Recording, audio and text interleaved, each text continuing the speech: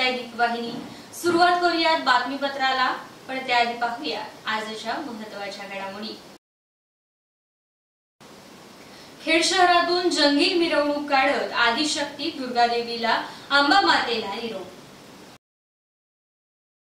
मुंबईतील आझाद मैदानावर पार पडला शिंदे गटाचा दसरा मेळावा, महाविकास आघाडीवरही जोरदार टीका। शिवाजी पार्कवरील दसरा मेळाव्यात उद्धव ठाकरेंचे जोरदार भाषण, विरोधकांवर टाकलं टीकास्त्र। खेड तालुका कुणबी भवनासाठी 10 गुंठे जागा मंजूर, माजी अध्यक्ष अमित कदम यांनी दिली माहिती। आणि बाबा सिद्दीकी यांच्या हत्येची जबाबदारी घेतली लॉरेन्स बिश्नोई यांनी। पाहुयात सविस्तर वृत्त। गेले 10 दिवस मनोभावे उपासना करणाऱ्या सार्वजनिक मंडळांनी आज रविवारी जंगी मिरवणुकीच्या माध्यमातून आदिशक्ती दुर्गादेवीला निरोप दिला। तरुणांसोबतच ठिकठिकाणी महिला तरुणींनी देखील आकर्षक गरबा खेळून मिरवणुकीची रंगत वाढवली। सामाजिक सलोख्याचं दर्शन घडवणाऱ्या या उत्सवाचा शेवटही गोड व्हावा यासाठी तगडा बंदोबस्त तैनात करण्यात आला होता। खेड शहरातील सार्वजनिक नवरात्रोत्सव मंडळांनी भक्तिमय वातावरणात आणि जल्लोषात विसर्जन मिरवणूक काढत अंबामातेला निरोप दिला। शहरातील खेड शहर शिवसेना, मनसे, शिवसेना उबाटा गट आणि विविध मंडळांनी देवीचे विसर्जन केले। आदिशक्तीची स्थापना झाल्यापासून प्रत्येक सार्वजनिक मंडळाने सांस्कृतिक, धार्मिक आणि प्रबोधनात्मक कार्यक्रम देखाव्यांवरती भर दिला होता। या उत्सवाचा शेवटही अतिशय उत्साहात करण्यासाठी मंडळांनी 2 दिवसापासून नियोजित केलं होतं, तरी मंडळांनी सर्वत्रपणे स्वतंत्र वाजत गाजत जगबुडी नदी गाठून तेथे देवीची आरती केली आणि मूर्तीचे विसर्जन केले। तर काल 12 ऑक्टोबर रोजी दसरा निमित्ताने राज्यात प्रसिद्ध असलेले दसरा मेळावे पार पडले। शिवसेना पक्षाचा म्हणजे शिंदे गटाचा दसरा मेळावा मुंबईतील आझाद मैदानावरती पार पडला। प्रचंड जनसमुदायाच्या उपस्थितीमध्ये पार पडलेल्या या मेळाव्याला मुख्यमंत्री एकनाथ शिंदे यांनी शिवसैनिकांना संबोधित केलं। पक्षाच्या विभाजनानंतर शिवसेनेचा हा दुसरा मेळावा होता। पक्षाचे सर्व प्रमुख नेते पदाधिकारी यांनी मुख्यमंत्री एकनाथ शिंदे यांचे दसरा मेळाव्यात जल्लोषात स्वागत केलं। या दसरा मेळाव्यासाठी मोठ्या संख्येने आलेल्या शिवसैनिकांना संबोधित करताना मुख्यमंत्री शिंदे यांनी शिवसेना उबाटा गटावरती सडकून टीका केली। त्याचबरोबर महायुती सरकारच्या योजनांचा पाढा देखील वाचून दाखवला। महाविकास आघाडीवरही त्यांनी जोरदार टीका केली। गेल्या 2 वर्षात कमी काळात हे सरकार लाडक्या बहिणींचे, भावांचे, शेतकऱ्यांचे लाडके सरकार झाले। अन्यायाला लाथ मारा अशी बाळासाहेब ठाकरे यांची शिकवण होती। त्यामुळेच महाविकास आघाडी सरकारच्या काळात शिवसेनेवर होणाऱ्या अन्यायाविरोधात लढण्यासाठी आम्ही उठाव केला अशी प्रतिक्रिया मुख्यमंत्री एकनाथ शिंदे यांनी केली। बाळासाहेबांच्या विचारांशी गद्दारी करणाऱ्यांपासून आपण शिवसेना मुक्त केली, त्यामुळेच आज आझाद मैदानात होणारा हा खऱ्या शिवसेनेचा आझाद मेळावा असल्याचं सांगत शिंदे यांनी आपल्या बंडाचं समर्थन केलं।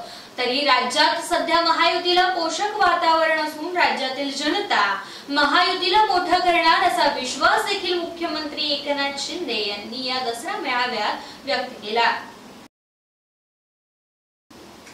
तर दरवर्षीप्रमाणे यंदा देखील मुंबईतील शिवाजी पार्क मैदानावरती शिवसेना उद्धव बाळासाहेब ठाकरे पक्षाचा दसरा मेळावा पार पडला। यावेळी मोठ्या संख्येने जमलेल्या शिवसैनिकांना पक्षप्रमुख उद्धव ठाकरे यांनी संबोधित केलं। कालच्या मेळाव्यात युवसेना प्रमुख आणि आमदार आदित्य ठाकरे यांनी दसरा मेळाव्यात पहिल्यांदाच भाषण केलं। उद्धव ठाकरेंनी यावेळी राज्य सरकारसह केंद्र सरकारवरती जोरदार टीका केली। त्याचबरोबर त्यांनी संविधान आणि लोकशाहीवरती देखील भाष्य केलं। दसरा मेळाव्यात उद्धव ठाकरे यांनी पंतप्रधान नरेंद्र मोदी, गृहमंत्री अमित शहा तसेच मुख्यमंत्री एकनाथ शिंदे, उपमुख्यमंत्री अजित पवार यांच्यावर देखील टीकास्त्र सोडलं। पण त्याचबरोबर सरन्यायाधीश चंद्रचूड यांना देखील त्यांनी लक्ष्य केलं। 3 सरन्यायाधीश झाले पण ते निकाल देऊ शकले नाहीत, ही लोकशाहीची थट्टा आहे अशा शब्दात शिवसेना पक्षप्रमुख उद्धव ठाकरे यांनी शिवसेनेतील फुटीवरती निकाल रखडल्याबद्दल शिवसेनेच्या दसरा मेळाव्यात बोलताना टीका केली। सरन्यायाधीशांच्या विरोधात बोलल्याने घरी जाईपर्यंत कदाचित न्यायालयाचा दणका आपल्याला बसू शकतो अशी भावना देखील ठाकरेंनी व्यक्त केली। सत्तेत आल्यावरती धारावीची निविदा रद्द केली जाईल आणि सरकारची तिजोरी लुटलेल्या विद्यमान सत्ताधीशांना विरोधात गुन्हे दाखल केले जातील आणि विशेष म्हणजे आपलं सरकार आल्यावरती राज्यातील प्रत्येक जिल्ह्यात छत्रपती शिवाजी महाराजांचे मंदिर बांधण्याची घोषणा ठाकरेंनी केली।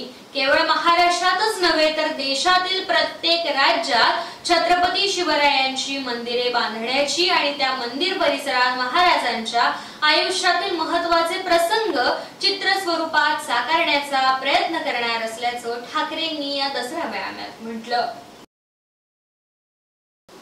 तर खेड तालुका कुणबी समाज माजी अध्यक्ष अमित कदम यांनी खेड येथील कुणबी भवनासाठी 10 गुंठे जागा मंजूर झाल्याची माहिती दीप वाहिनीजवळ बोलताना दिली आहे। तर यावेळी त्यांनी आमदार योगेशदादा कदम आणि रामदासभाई कदम यांचे विशेष आभार देखील मानले आहेत। नमस्कार, मी अमित तुकाराम कदम, माजी अध्यक्ष कुणबी समाज संघ शाखा खेड ग्रामीण। जसं दापोलीमध्ये आपण आपल्याला बघायला मिळालं की 2 कुणबी भवनासाठी तिथे भूमिपूजन झालं आणि कुठेतरी समाज हा 2 वेगळ्या गटात विभागला गेला असं कुठेतरी आपल्याला दिसायला लागलं। खरं तर कुणबी समाज संघाच्या माध्यमातून आम्ही अनेक वर्ष संपूर्ण समाज हा एकत्र नांदण्यासाठी आम्ही सर्व प्रयत्न करतोय आणि त्याच माध्यमातून इथेही काही विघातक शक्ती, राजकीय विघातक शक्ती काही कदाचित वेगळं काहीतरी असा प्रयत्न करतं की काय असं आम्हाला जे चित्र दिसायला लागलं त्यावेळेला आम्ही सन्माननीय नेते माजी पर्यावरण मंत्री शिवसेना नेते रामदासभाई कदम यांच्याकडे गेलो आणि त्यांना सांगितलं की भाई अशा प्रकारचं चित्र हे आपल्या खेड तालुक्यामध्ये होता कामा नये। यासाठी आम्ही सांगितल्या भाईंनी लगेच प्रतिसाद दिला आणि सांगितलं की जी तुमची मातृसंस्था आहे, जी 104 वर्ष पूर्वीची जी मातृसंस्था म्हणजे कुणबी समाज संघ शाखा खेडच्या नावाने 10 गुंठे जागा आम्हाला त्यांनी देण्याचं मान्य केलं। त्यावेळेला आम्ही इतर आमचे सर्व समाज संघाचे पदाधिकारी त्याचप्रमाणे शिवसेना संघाचे पदाधिकारी हेही तिथे उपस्थित होते। मी शिवसेना संघाचे विशेष आभार मानतो की शिवसेना संघाला जी जागा दिली होती ती त्यांनीही मोठ्या मनाने समाज संघाच्या नावाने देण्यास त्यांनी आम्हाला दिला, त्याबद्दल त्यांचे विशेष आभार। आणि विशेष आभार तर सन्माननीय नेते रामदासभाई कदम यांचे, त्याचप्रमाणे आमदार योगेशदादा कदम यांचेही आम्ही विशेष आभार मानतो। आणि ही प्रक्रिया पूर्ण झालेली म्हणजे सुरुवात झालेली आहे। आपल्याला पाहू शकाल की माझ्याकडे नगरपालिकेची 10 गुंठे जागेच्या कुणबी समाज संघाच्या जागेचा कागदपत्र आहेत आणि लवकरच ही शासनाकडनं मान्य होऊन ही जागा आपल्या कुणबी समाज संघाच्या नावाने खेड ग्रामीणच्या नावाने ही मिळेल आणि तो प्रस्ताव तसा सादर केला गेला आहे। लवकरच इथेही मोठ्या प्रमाणात चांगलं मोठं कुणबी भवन होईल आणि स्वातंत्र्य काळानंतर जी इथल्या कुणबी समाजाची जी मोठी इच्छा होती की ते आपले कुणबी भवन खेड शहरामध्येच व्हावं, मोठ्या डौलाने उभं राहील अशी मला खात्री वाटते। राष्ट्रवादी काँग्रेस अजित पवार गटाचे नेते आणि राज्याचे माजी मंत्री बाबा सिद्दीकी यांची काल शनिवारी 12 ऑक्टोबर रोजी मुंबईमध्ये गोळ्या झाडून हत्या करण्यात आली। वांद्रे परिसरात रात्री 8:30 वाजण्याच्या सुमारास 3 आरोपींनी त्यांच्यावरती धडाधड गोळ्या झाडल्या। या प्रकरणी पोलिसांनी 2 आरोपींना अटक केली आहे। या हत्येमागे लॉरेन्स बिश्नोई गँगचा हात असल्याचा संशय पोलिसांना होता। आता बिश्नोई गँगने या हत्येची जबाबदारी स्वीकारली असून सोशल मीडियावरती भली मोठी पोस्ट केली आहे। त्यात त्यांनी बाबा सिद्दीकी यांच्या हत्येचं कारण देखील सांगितले। तसेच या हत्येला बॉलिवूड अभिनेता सलमान खान जबाबदार असल्याचं त्यांनी म्हटलंय। बिश्नोई गँगने सोशल मीडियावरती केलेल्या पोस्टमध्ये म्हटलंय की आमचं कोणाशीही शत्रुत्व नाही, पण जो कोणी सलमान खान आणि दाऊद टोळीला मदत करेल त्यांना हिशोब द्यावाच लागेल। जर कोणी आमच्या भावाला मारलं तर आम्ही नक्कीच प्रत्युत्तर देऊ। जय श्रीराम, जय भारत असं बिश्नोई गँगने सोशल मीडियावर केलेल्या पोस्टमध्ये म्हटलंय। दरम्यान बाबा सिद्दीकी यांच्या हत्येप्रकरणी पोलिसांनी आतापर्यंत 2 आरोपींना अटक केली आहे। आणखी एकाचा शोध घेण्यासाठी पोलीस पथके तपास करण्यासाठी रवाना झाले आहेत। या हत्या प्रकरणात खळबळजनक खुलासा असे होत असून 2 लाखांची सुपारी घेऊन ही भयंकर हत्या करण्यात आली असल्याचं सूत्रांकडून मिळालेल्या माहितीनुसार समजलंय। 4ही आरोपी कुर्ला परिसरात भाड्याने राहत होते। घराचे भाडे 14,000 रुपये इतके होते। हत्येच्या सुपारीतून चौघांनी देखील 50-50 हजार रुपये वाटून घेतले। पंजाबमधील जेलमध्ये असताना आरोपी एकमेकांच्या संपर्कात आले। या हत्येसाठी कुरिअरद्वारे मारेकऱ्यांना पिस्तूल सोपवण्यात आलं। विशेष म्हणजे आरोपींनी जवळपास 1 महिन्यांपासून बाबा सिद्दीकी यांच्या घराची तसेच कार्यालयाची रेकी केली होती असं समजतंय। दापोली तालुक्यातील पालगडमधील मळेकरवाडी रस्त्यावरती पहिल्यांदाच गव्याचं दर्शन झालं। या अगोदर या परिसरात गवात कधीच दिसला नव्हता, मात्र आता दिसल्याने परिसरात घबराट निर्माण झाली आहे। शुक्रवारी रात्री पत्रकार समीर पिंपळकर यांना रस्त्याच्या बाजूला गवा चरताना दिसला। गवा दिसता क्षणी त्यांनी त्याला आपल्या कॅमेरामध्ये कैद केलं। काही क्षणातच गव्याने पाठीमागे फिरून उत्तरेच्या दिशेने धूम ठोकली।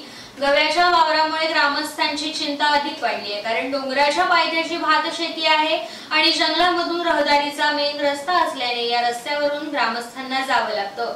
लोकांच्या जीवावर बेतण्यापूर्वी आणि मोठा अनर्थ घडण्यापूर्वी वन खात्याच्या कर्मचाऱ्यांनी या घटनेची दखल घेऊन गव्याचा ताबडतोब बंदोबस्त करावा अशी मागणी ग्रामस्थ करतायत। तर एसटी बसच्या गळक्या आणि हेडलाईट नसलेल्या नालासोपारा रत्नागिरी एसटी बाबत तसेच बसमधील कर्मचाऱ्याच्या उद्धट वर्तनाबाबतचे निवेदन ग्राहक पंचायत महाराष्ट्र संस्थेच्या रत्नागिरी शाखेतर्फे एसटीचे रत्नागिरी विभाग प्रमुख प्रज्ञेश बोरसे यांना सादर करण्यात आले।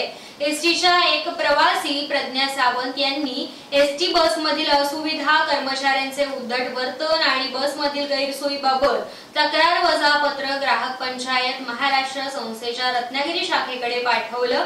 त्यांनी गेल्या 6 ऑक्टोबर रोजी नालासोपारा रत्नागिरी एसटी बसमधून चिपळूण ते रत्नागिरी या प्रवासात मिळालेल्या विपरीत अनुभवाविषयी लिहिलंय।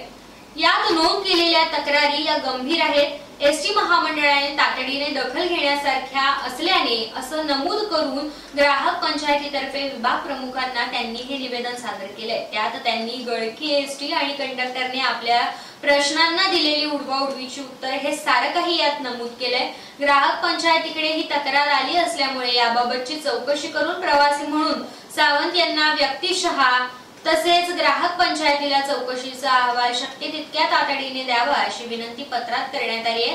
प्रवासी सावंत यांनी ग्राहक पंचायतीकडे दिलेल्या पत्राची झेरॉक्स प्रत तसेच एसटीची छायाचित्रे देखील सोबत जोडली आहेत। निवेदन देताना ग्राहक पंचायतीचे अध्यक्ष संदेश सावंत आणि अन्य पदाधिकारी उपस्थित होते।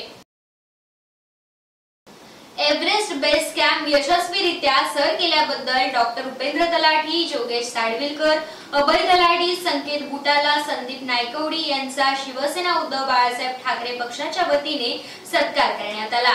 रत्नागिरी जिल्हा प्रमुख आणि दापोली विधानसभा मतदारसंघाचे माजी आमदार संजयराव कदम यांच्या हस्ते खेड शहर शिवसेना नवरात्रोत्सव मंडप बाजारपेठ येथे सर्व शिवसैनिक आणि पदाधिकारी यांच्या उपस्थितीमध्ये तसेच शिवसैनिक आणि उत्सव प्रेमींच्या उपस्थितीमध्ये त्यांचा हा सत्कार करण्यात आला। तर प्रहार अपंग क्रांती संघटना दिव्यांग एकजुटी मेळावा आणि सत्कार समारंभ 13 ऑक्टोबर रोजी डॉक्टर बाबासाहेब आंबेडकर सभागृह 14 तळे महाड येथे पार पडला।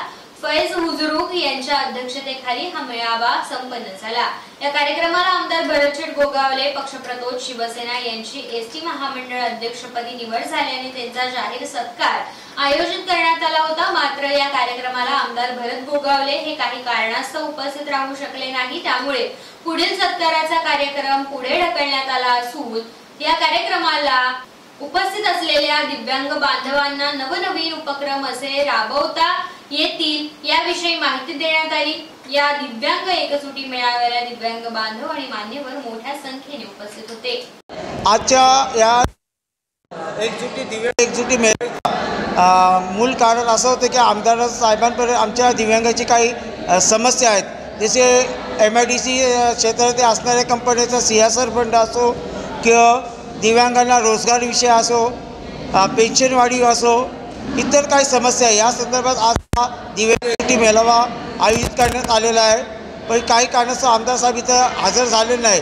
पण यापुढे 3 डिसेंबर हा जागतिक अपंग दिवशी आम्ही या संदर्भात सन्माननीय आमदार व असणारे संबंधित अधिकाऱ्यांकडे या संदर्भात आम्ही चर्चा मसलत करणार आहोत। आज या ठिकाणी प्रहार या संघटनेच्या माध्यमातून दिव्यांगांचा मेळावा आयोजित केलेला आहे आणि ह्या मेळाव्याचं औचित्य साधून त्यांनी आम्हाला इथं उपस्थित राहण्याबद्दल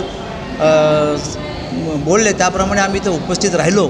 आणि दिव्यांगाच्या बाबतीत जर बोलायला झालं तर राज्य शासनाकडे अनेक जे स्कीम आहेत, ज्या योजना आहेत, त्या दिव्यांगांपर्यंत पोचत नाहीत। पण आमचे मित्र फैज ह्या तालुक्याचे अध्यक्ष आहेत, ते उत्तम प्रकारे त्या दिव्यांगांच्या समस्या सोडवण्याचा प्रयत्न करत असतात आणि अनेक त्यांनी समस्या ह्या सोडवलेल्या आहेत। नजीकच्या काळामध्ये नगरपालिकेच्या माध्यमातून आम्ही जेव्हा काम करत होतो त्या ज्यावेळी त्यांनी दिव्यांग लाभाचा विचारलं त्यावेळी शासनाच्या नियमाप्रमाणे जे जे शक्य होते ते महाड शहरातील दिव्यांग लाभार्थ्यांकडून आम्ही दिलेलं आहे। त्याच्याप्रमाणे येणाऱ्या नजीकच्या काळामध्ये आमच्या ज्या नेत्या आहेत स्नेहल जगताप यांच्या माध्यमातून महाड तालुक्यासाठी आणि महाड शहरासाठी दिव्यांग प्रशिक्षण भवन याची निर्मिती केली जाईल आणि ह्या निर्मितीसाठी आवश्यक असणाऱ्या जे काही प्रशिक्षण संस्था ह्या MRDCच्या माध्यमातून CSR फंडातून त्यांनी द्याव्यात आणि ह्या भवनमध्येच सर्व दिव्यांग जे आमचे बांधव आहेत त्यांना योग्य असं उद्योग व्यवसाय द्यावा यासाठी आम्ही निश्चितच प्रयत्न करू। धन्यवाद। वेळ झाली इथेच थांबण्याची, तुम्ही पाहत रहा दीपवाहिनी।